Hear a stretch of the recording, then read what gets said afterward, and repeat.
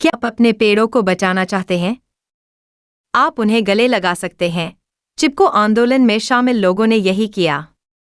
चिपको शब्द हिंदी शब्द से लिया गया है, जिसका अर्थ है गले लगाना। चिपको आंदोलन के समर्थकों ने पेड़ों को कटने से बचाने के लिए उन्हें गले लगाया। इसकी शुरुआत 1970 के दशक में सुंदरलाल बहुगुणा ने की थी।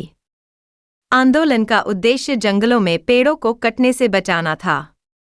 इसकी शुरुआत सबसे पहले उत्तराखंड के चमोली जिले में वर्ष 1973 में हुई थी और वहां से यह देश के अन्य हिस्सों में फैल गया। चिपको आंदोलन की सबसे अच्छी बात यह थी कि इसमें महिलाओं को भी शामिल किया गया था।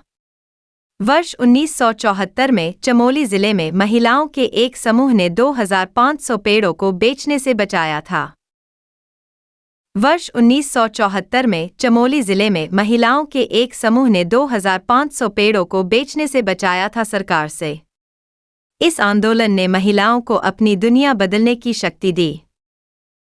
यहाँ एक रोचक और सच्ची कहानी है कि कैसे ग्रामीणों ने अपने पेड़ों को कटने से बचाया। एक बार की बात है, भारत के एक छोटे से गांव में ऐसे लोग रहते थे जो जानवरों का शिकार करना और पेड़ों को काटना पसंद नहीं करते थे। वे जानवरों और पेड़ों दोनों से प्यार करते थे।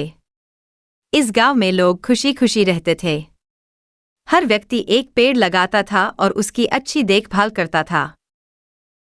यह गांव एक राजा के शासन में था जो अपने और अपने परिवार के लिए एक महल बनाना चाहता था।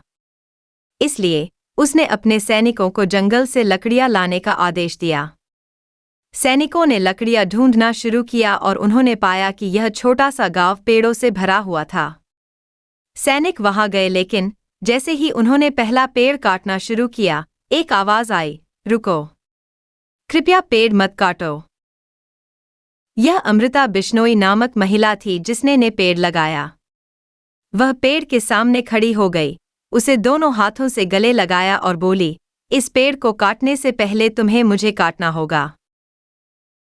क्या तुम इस पेड़ के लिए अपनी जान देने जा रहे हो? सैनिकों ने पूछा।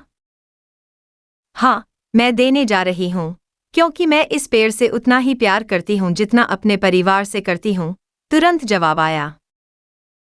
सैनिकों ने उसे कई बार समझाया कि पेड़ काटने का राजा का आदेश है और पेड़ के लिए अपनी जान देना बेकार है। लेकिन अमृता बिश्नोई ने पेड़ छोड़ने से इनकार कर दिया।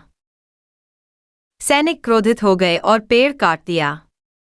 पेड़ प्रेमी अमृता कुछ ही समय में मर गई।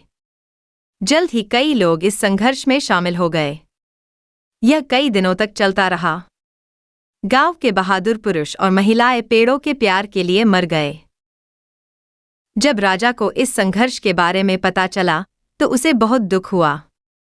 वह गांव के लोगों से मिलने गया।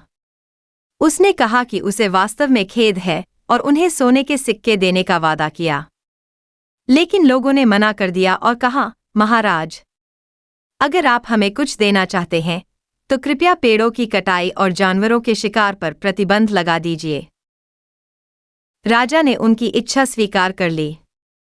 उस दिन के बाद गांव के लोग खुशी से रहने लगे, लेकिन उन्हें अपने उन वीरों की भी याद आई जिन्होंने पेड़ों के प्यार के लिए अपने प्राणों की आहुति दे दी। कहानी सुनने के लिए आपका धन्यवाद। आपका दिन शुभ हो।